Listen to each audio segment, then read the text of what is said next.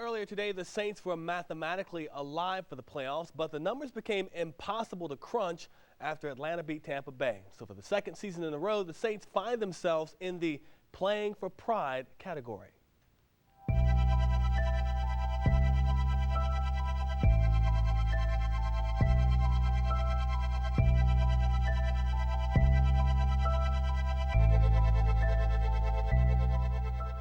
You could call it a cold case. For 3 straight years, the Saints can't get a win in the Windy City. In 2006, Reggie Bush swung the momentum back to the Saints' side with this electrifying reception. But after a safety, Chicago would torch the Saints' secondary with 2 fourth-quarter touchdowns on their way to the Super Bowl.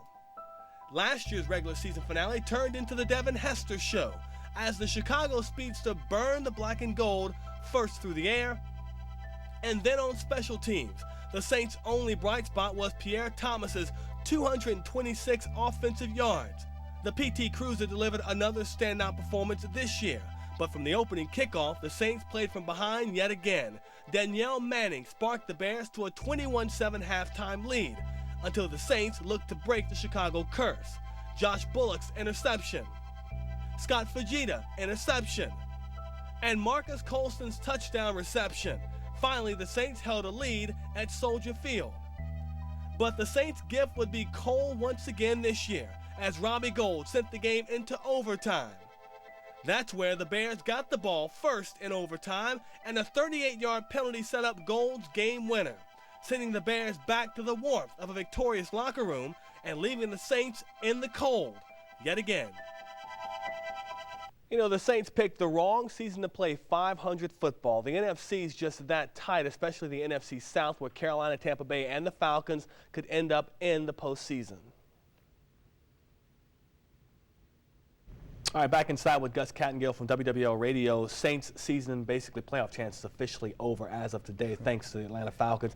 Not exactly the season we thought when we went to training camp in Jackson. Not at all. And it was interesting, too, because I think a lot of people had high hopes and expectations, not only from the team but media and fans, that, A, the defense was going to be a little better, and offensively, you were going to see that explosion that you saw 2 years ago in the 06 playoff season. It just hasn't worked out for one reason or another. And I think when you look back at this year, the words that are going to come out is consistency and also failure to close, and especially on the road. I mean, you look at some of those losses, Washington, Denver, Chicago, all these teams that they could have been, they were in the game in the fourth quarter, Tampa Bay as well, and you lose 4 points or less.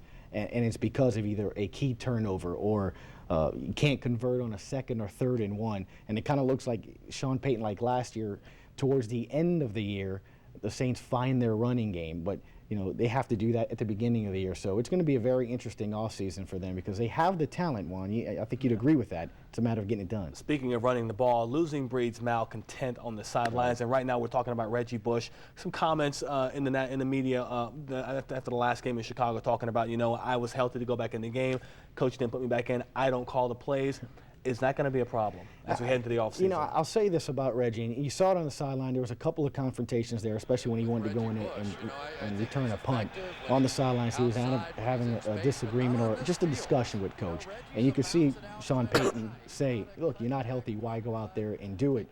And Reggie Bush does want to play, and he does play hard.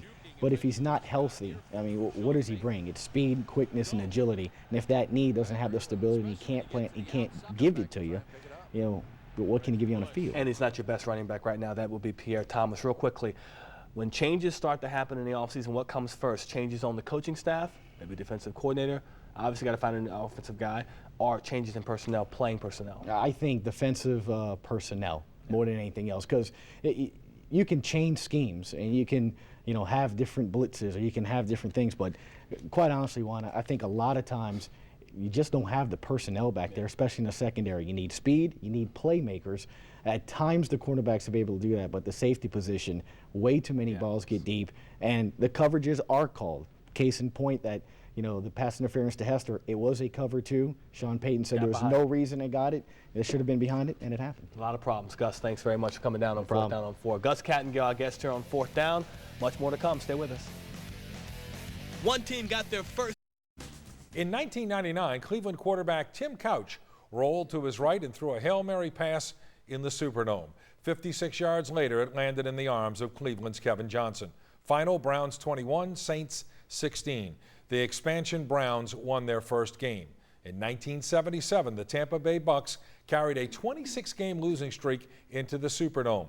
On December 11th, 1977, that streak ended on Poydras Street. 31 years later, the Saints face another one of those games this Sunday against the Detroit Lions.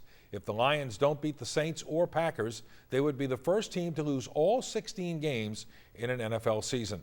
The Lions catch the Saints at just the right time, coming off an overtime loss at Chicago that killed Saints' playoff hopes. If the 2008 Saints aren't ready Sunday, they could suffer a humiliating defeat. Avoiding that should be motivation enough. So what knocked the Saints out of the playoffs last night? Dallas's win? Well, when Tampa Bay and Atlanta, when Atlanta beat Tampa Bay, I think that was it as well.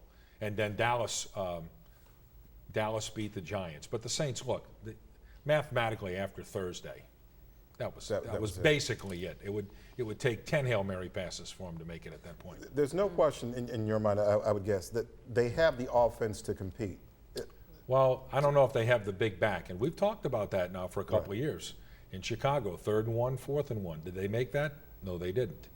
And defensively, they still have a lot of deficiencies. Now, they've had a ton of injuries, but I think their defense has to get appreciably better for the Saints to compete. Now, look, if their defense goes way up next year and they get a back who can make short yardage plays, then they're a Super Bowl contender. If not, as I've said before, they'll be back in the same place they were this year. Pierre Thomas doesn't fit that short back. I think he's a very good runner, but I don't know if he's a guy who's going to smash it in there between the tackles. But I think he does have a role and a good one in your offense. The pressure's on. Well, that's why the coach and the general manager and the players make millions of dollars. Thanks, Ed.